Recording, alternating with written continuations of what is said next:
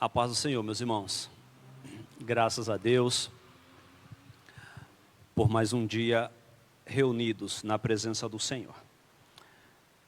Quero convidá-los a abrir a sua Bíblia comigo no Evangelho que escreveu João, capítulo de número 11. Até o versículo 4 apenas, nos diz assim o texto. Estava enfermo Lázaro de Betânia, da aldeia de Maria e da sua irmã Marta. Esta Maria, cujo irmão Lázaro estava enfermo, era a mesma que ungiu com bálsamo o Senhor e lhe enxugou os pés com os seus cabelos.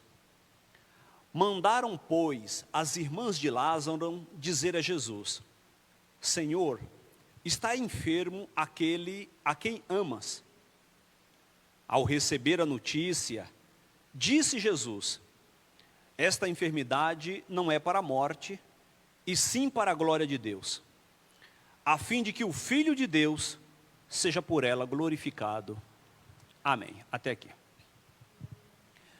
Eu quero falar nesta manhã sobre os ensinamentos de Cristo no milagre.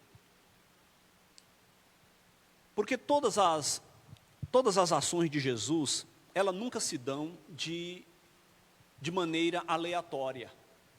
Sempre há um objetivo estabelecido, pré-definido por Cristo, para que cada uma das suas ações fossem tomadas do jeito que foram tomadas. As realizações miraculosas de Cristo, elas não se dão sem um objetivo prévio. Jesus, ele sempre tem algo a nos ensinar por meio das suas ações. E o milagre é algo utilizado por ele de forma pedagógica. Sempre há um ensino de Cristo por meio de cada uma das suas atitudes. Seu objetivo é nos proporcionar uma maior compreensão de sua missão, bem como nos preparar para dar continuidade ao nosso chamado. Entender os propósitos de Cristo nos capacitará para enfrentar as dificuldades, tais como a descrita nesse texto aqui que nós fizemos a leitura.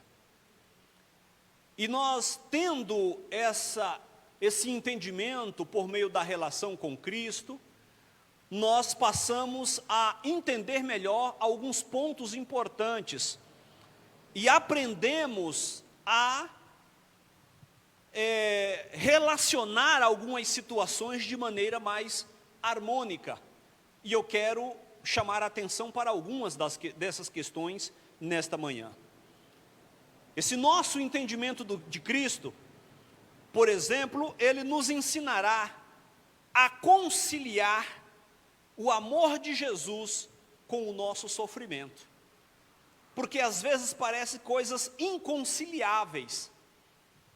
Parece que são duas coisas inconciliáveis. Como é que um pai ama e permite o sofrimento do filho?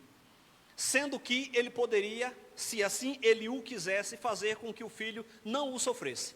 Como conciliar o amor de Jesus com o nosso sofrimento?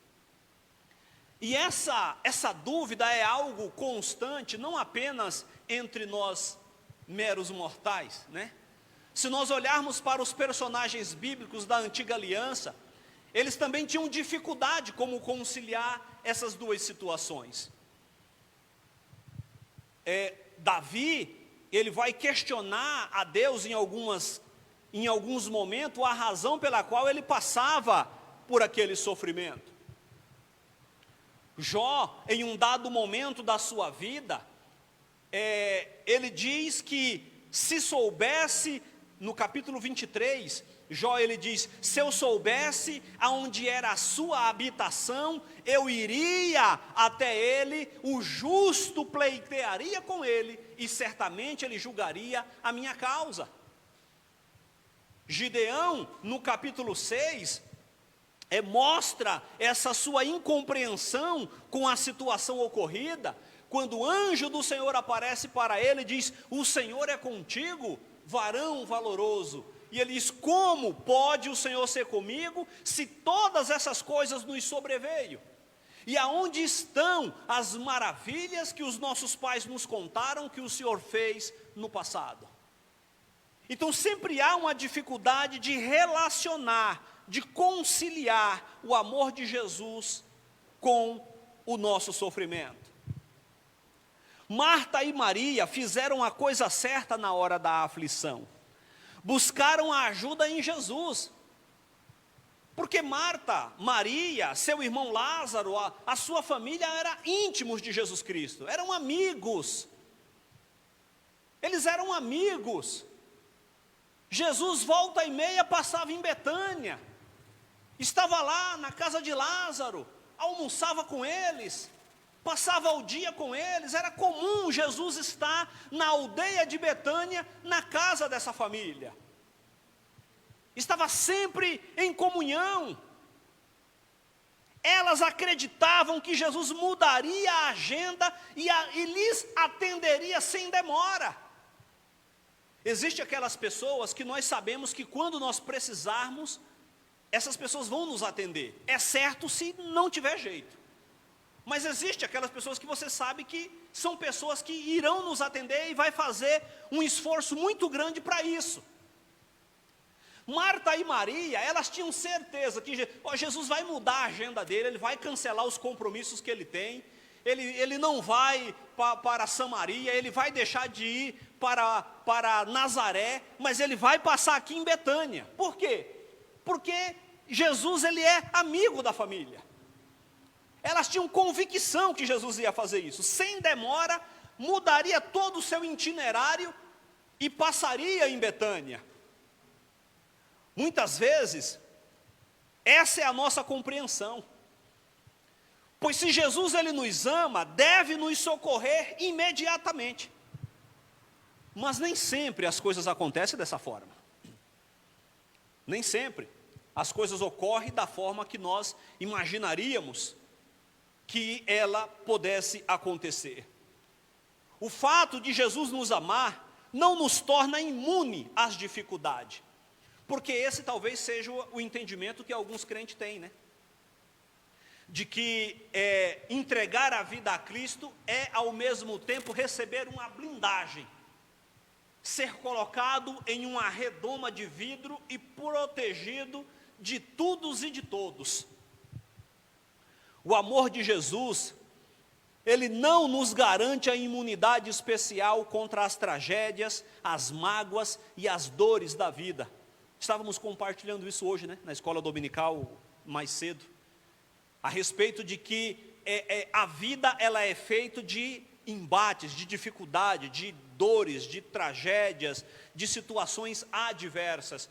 E em diversos momentos da nossa vida, isso fará parte do nosso viver. Segunda coisa, a nossa relação com Cristo nos fará entender como conciliar a nossa necessidade com a demora de Jesus, ou pelo menos com a aparente demora de Jesus. Muitas vezes Jesus ele parece que demora demais. Parece que Jesus ele não atende no momento de maior aflição que nós clamamos a Ele. Ele está demorando. Porque quando Jesus ele chega em Betânia, essa foi a reclamação de Marta quando vai ao encontro de Jesus. Mestre, se o Senhor tivesse vindo antes, se o Senhor estivesse aqui, o meu irmão não teria morrido, Lázaro não teria morrido. Ou seja, ela está dizendo: o Senhor demorou um pouquinho demais, o Senhor demorou mais do que deveria. Na verdade, ainda que Jesus tivesse vindo imediatamente, ele já ia encontrar Lázaro morto. De Betânia, aonde Jesus estava, era um dia de caminhada.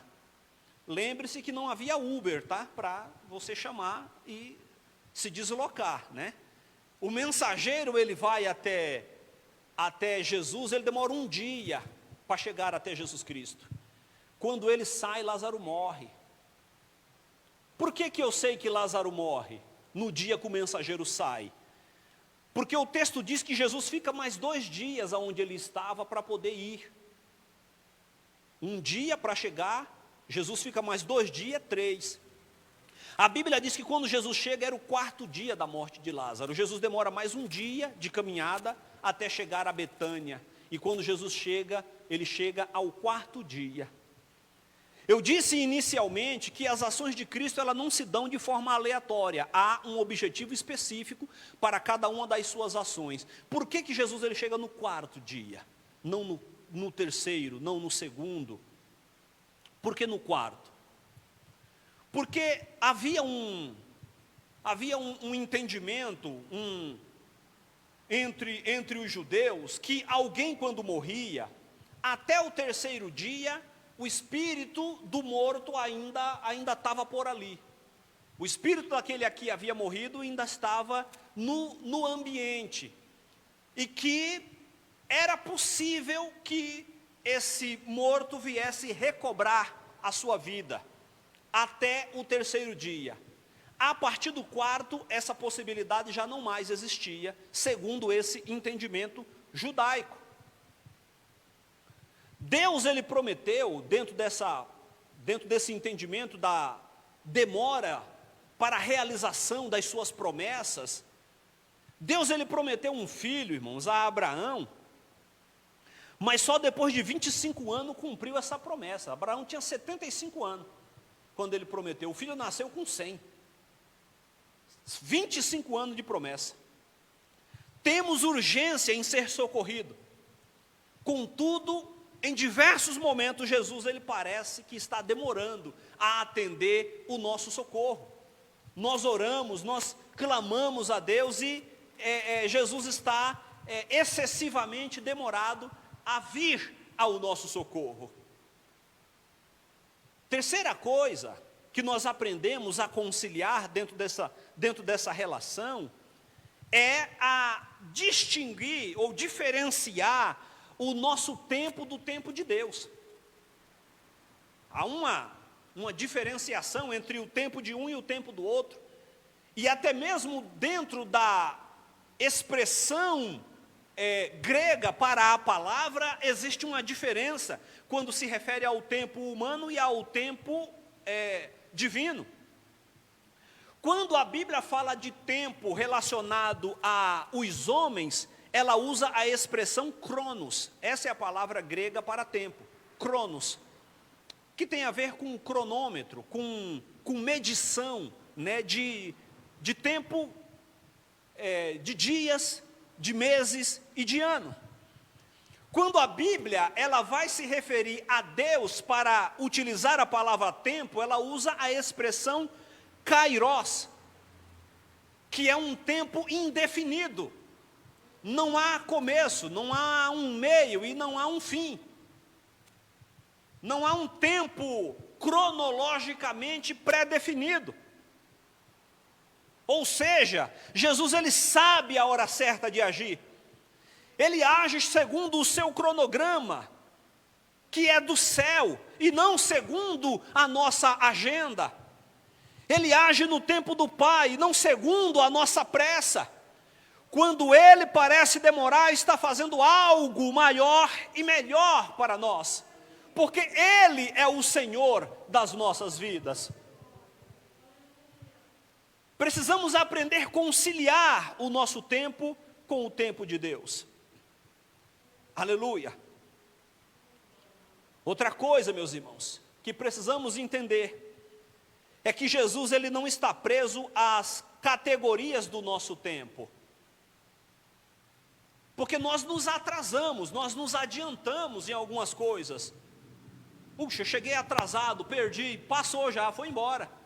Eu tinha um voo marcado para tal horário e atrasei e foi embora, não dá mais. Tem que marcar outro dia, outra data. Jesus ele não está preso a essas circunstâncias. Porque Marta, quando vai ao encontro de Jesus, ela está olhando para Jesus com essa visão. de estar relacionado às categorias de tempo e espaço da humanidade. E quando ela olha para Jesus, ela diz: se o Senhor tivesse chegado 4 dias antes, o meu irmão não morreria. E Jesus diz: olha, eu não estou preso a essas características. Essas circunstâncias moldam vocês, não a mim. Marta crê no Jesus que poderia ter evitado a morte do seu irmão Lázaro. Porque essa é a sua fala no versículo de número 22. Marta crê que Jesus poderia ter evitado a morte, que ressuscitará os mortos no último dia. Mas ela tem uma dificuldade de acreditar que Jesus ele poderia fazer algo pelo seu irmão aqui e agora. Talvez essa seja uma grande dificuldade cristã dos nossos dias. Quando nós olhamos para a palavra de Deus, nós não duvidamos das maravilhas que Deus realizou. Todos nós olhamos para a Bíblia e cremos, realmente, está aqui descrito todas as maravilhas. Quando nós olhamos para a palavra de Deus, nós não duvidamos daquilo que Deus realizará no futuro, em um futuro glorioso. Mas às vezes nós temos dificuldade de acreditar naquilo que Cristo ele pode fazer pelas nossas vidas hoje. Não é um futuro escatológico, nem num passado remoto. Hoje, irmãos, hoje. Aleluia. Marta, ela olha e diz: Senhor, eu sei. O versículo 22 ela diz: mas também sei que mesmo agora, tudo quanto pedires a Deus, Deus te concederá. Declarou-lhe Jesus: teu irmão há de ressurgir, Marta. Ele há de ressurgir. E o que ela responde? Eu sei, Marta replicou, que ele há de ressurgir na ressurreição dos últimos dias. Disse-lhe Jesus: eu sou a ressurreição e a vida. Quem crê em mim, ainda que morra, viverá. Aleluia. Louvado seja o nome santo do Senhor. Somos assim também. Não temos dúvida daquilo que Cristo pode realizar ou daquilo que Ele realizou no passado, mas às vezes duvidamos daquilo que Ele pode fazer no presente. Outra coisa, irmãos, que quero chamar a atenção com esse episódio, é que Jesus ele se identifica com a dor dos seus filhos. Jesus ele não é aquela pessoa alheio ao nosso sofrimento, ele se identifica com a nossa dor e ele sofre conosco.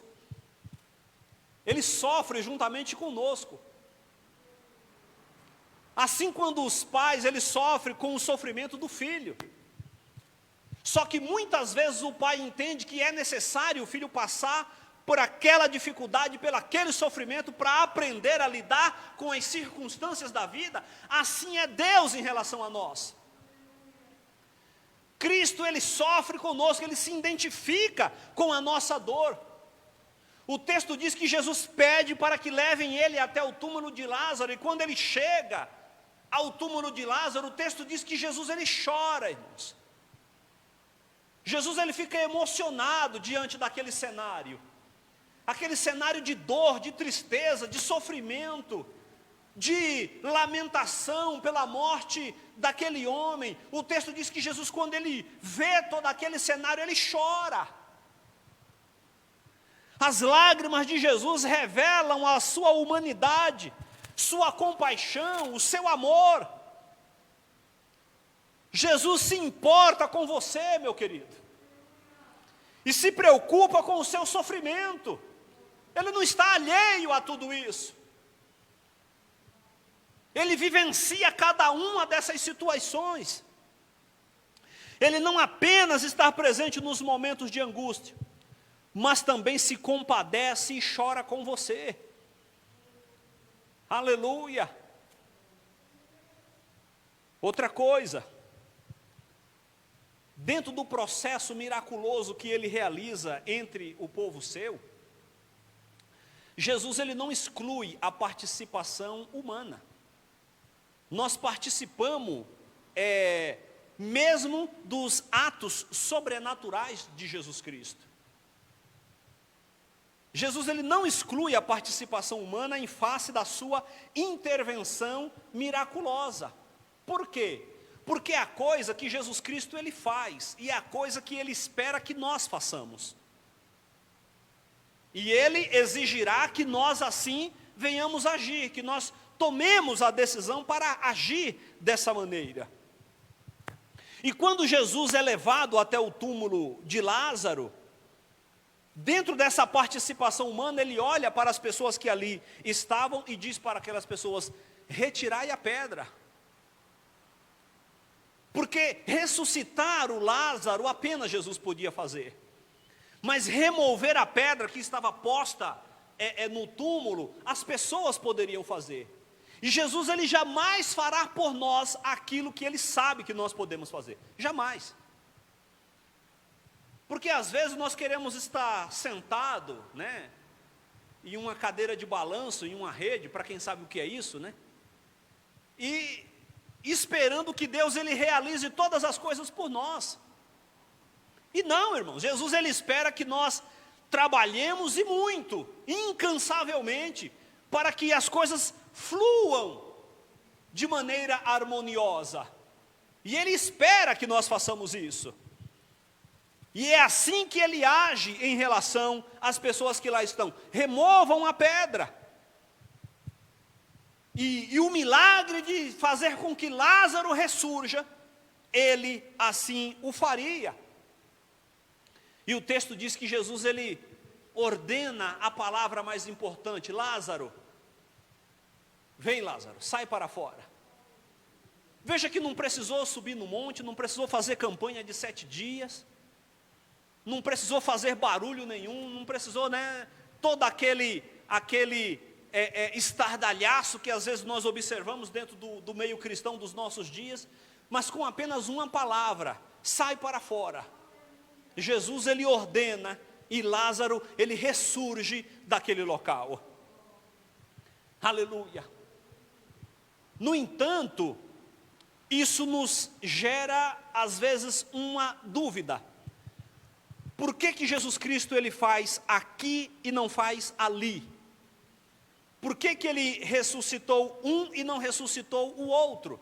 Será que nos tempos de Jesus morreu apenas Lázaro, o filho da viúva de Naim e a filha de Jairo, que é os 3 que Jesus ressuscita? Não, morreu muita gente nos tempos de Jesus.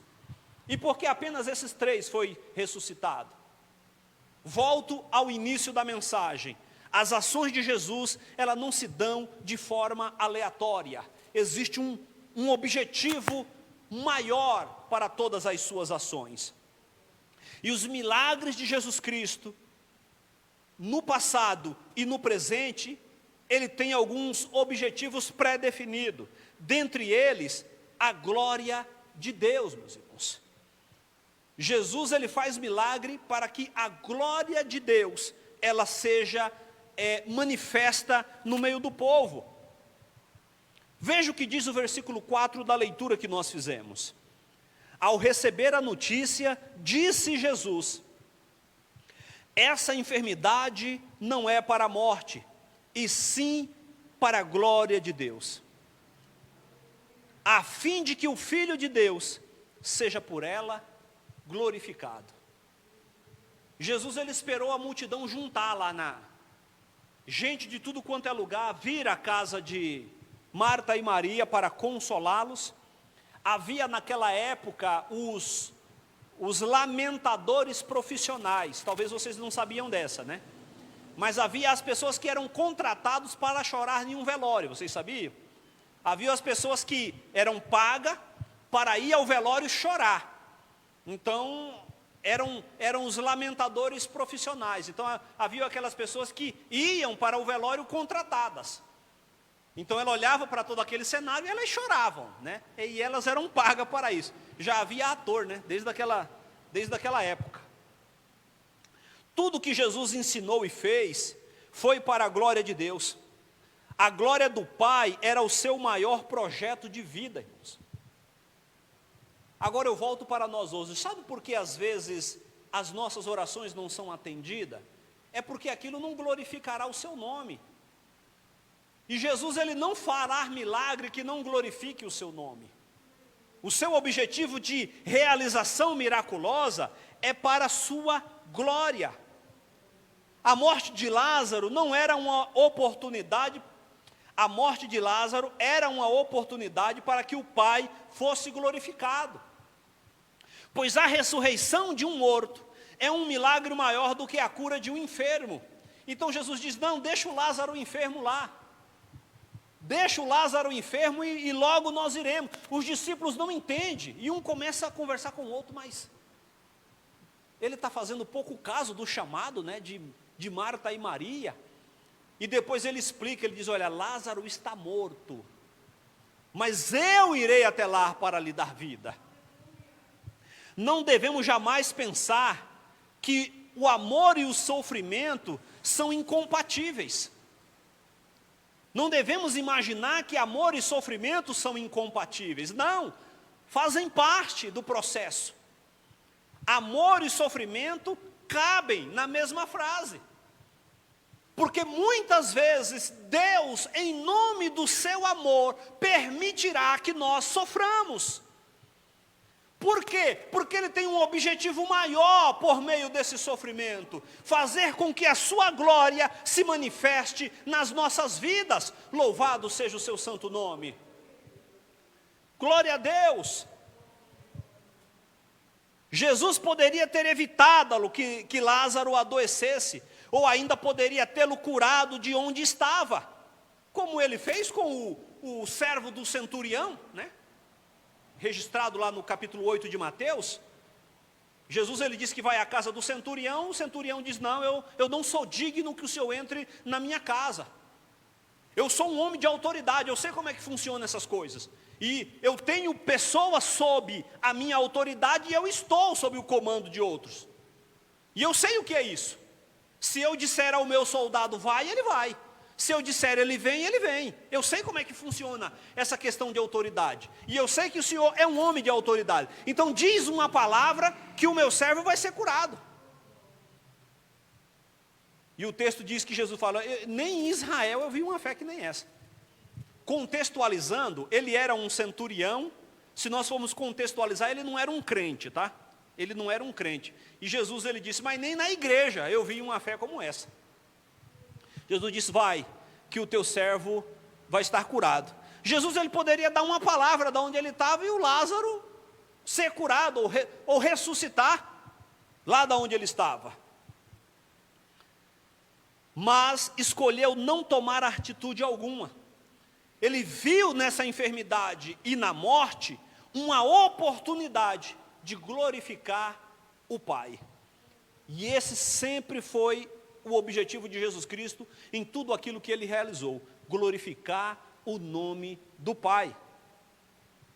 Outra coisa que é objetivo de Deus por meio do ato sobrenatural é o despertamento da fé.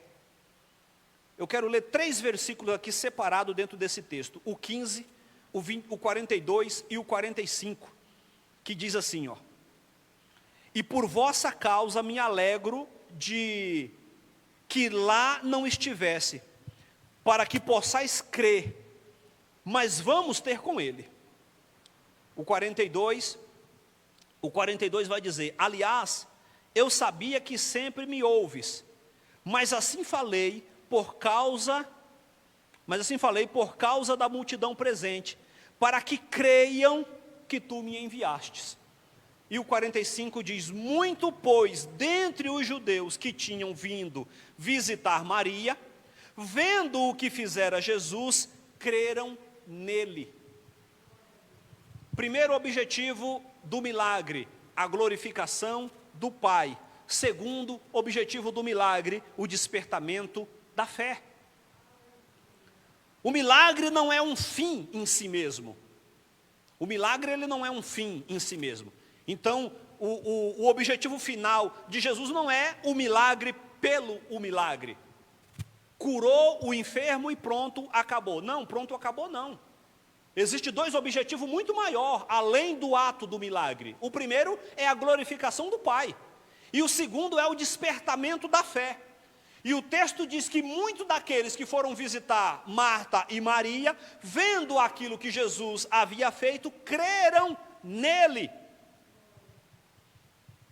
Ele tem o propósito de abrir porta para a fé salvadora, avenidas para uma confiança maior em Deus.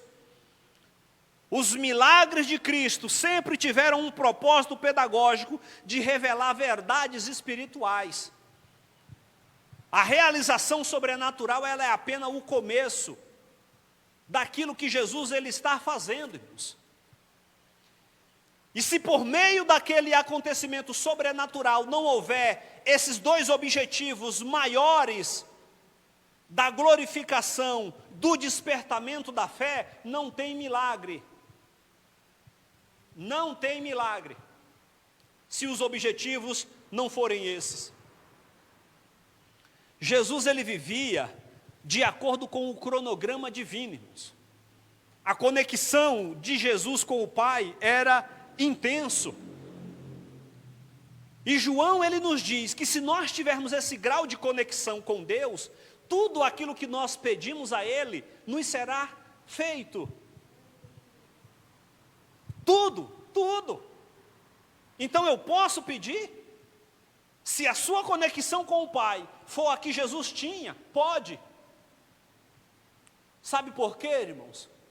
Porque tudo aquilo que nós orarmos aqui estará em consonância com a vontade do Pai no céu. E é por isso que João ele diz na sua primeira carta que tudo aquilo que nós pedimos ao Pai, é certo que Ele nos ouve. E se Ele nos ouve, com certeza Ele nos responderá. A dúvida é saber se aquilo que nós estamos orando está de acordo com a vontade de Deus. E é por isso que Tiago ele diz, vocês pedem e não recebem, porque vocês pedem mal. Vocês são egoístas, diz Tiago. Tiago diz, vocês são egoístas, porque vocês pedem para gastar com os vossos deleites. E aí vocês não recebem, Tiago diz, aí não tem milagre.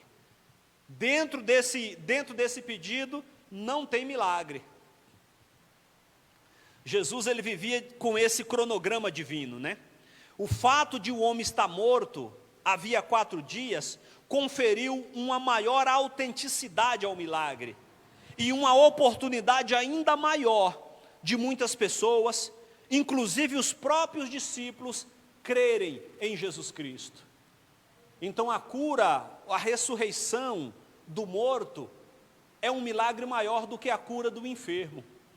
E dentro daquele contexto, a cura de um morto, que já estava morto há pelo menos 4 dias, era uma demonstração de um ato sobrenatural ainda maior do que foi o caso da viúva de Naim, do filho da viúva de Naim, que estava sendo sepultado, né, deve ter morrido naquele dia ou no dia anterior, ou da filha de Jairo, que tinha acabado de morrer. Esse já fazia 4 dias, e por isso o impacto do milagre foi maior do que nos outros. Bendito seja o nome santo do Senhor. Deus ele é aquele que intervém na vida do povo seu, porque Ele tem o controle das nossas vidas. Jesus tinha o propósito de proclamar que a vida futura só pode ser alcançada pela fé nele, e que a morte não tem a última palavra para aqueles que nele creem. A morte não tem a última palavra, irmãos. A morte é apenas um estágio que nós vivenciaremos. Ela não tem a última palavra. Jesus ele é Senhor até mesmo da morte. Jesus ele é Senhor até mesmo da morte. E Jesus ele mostra para Marta que aqueles que creem nele, ainda que morra, pode viver. E é isso que Jesus ele diz para ela. Disse-lhe Jesus, eu sou a ressurreição, eu sou a vida, eu sou a vida. Quem crê em mim, ainda que morra, viverá. E todo o que vive e crê em mim, não morrerá eternamente. Crê tu nisto, diz Jesus. Você crê, Marta? que aquele que crê em mim não morrerá eternamente? Ele voltará à vida em algum momento? Louvado seja o nome santo do Senhor. A morte não é um fim, meus queridos. A morte é um estágio, que se Jesus não voltar até lá, nós passaremos, né? Será um estágio da nossa história que nós passaremos. Mas um dia, temos convicção que ressurgiremos. Bendito seja o nome santo do Senhor, para viver eternamente ao lado do nosso Deus. Louvado seja o seu santo nome. Para concluir, em sua mensagem às irmãs, Jesus ele não disse que Lázaro não morreria. Ele não disse que Lázaro não morreria. Ele prometeu apenas que a morte não seria o resultado final. Não é o resultado final. Existe um outro momento. Para o cristão, a morte não é o estágio final. Haverá uma outra circunstância melhor do que essa, que nós vivenciaremos em um futuro próximo, médio ou distante, não sabemos, mas vivenciaremos. Ele prometeu que ela não seria a morte final, né? Pois o fim seria a glória de Deus. Quem se ver diante de enfermidades, de decepções, de demoras e até mesmo da morte, o único alento é a verdade da palavra de Deus, irmãos. Ela é a nossa âncora, aquilo em que nós nos firmamos. A palavra de Deus é a âncora em que nós nos firmamos, nos sustentamos, para não ser jogado de um lado pelo outro, pelas tempestades e as ondas da vida. Devemos viver pela fé, não de acordo com as circunstâncias emocionais que nós possamos estar vivendo. Porque se nós vivermos de acordo com as nossas emoções, irmãos, todo dia nós estamos diferentes. Todo dia nós estamos de um jeito. Haja vista as irmãs, né? As irmãs passam por isso é mais presente na vida das mulheres, né? Todo dia acorda de um jeito diferente, né? Tem um dia que está de um jeito, tem um dia que está do outro. Isso serve para todos, né? Isso serve para todos, mas nós não podemos viver de acordo com as nossas emoções, de acordo com os nossos sentimentos do dia, né? Hoje eu acordei bem, puxa, então hoje eu creio. No outro dia eu acordei meio, né? Hoje eu já não estou crendo, porque eu estou meio ruim, né? Nós não podemos viver de acordo com essas emoções. Nós temos que viver de acordo com a fé que nós temos na palavra de Deus, porque é ela que nos sustenta e é ela que nos fortalece para caminhar para a glória do nome santo de Jesus Cristo. Deus em Cristo continue abençoando, meus queridos. Glória a Deus.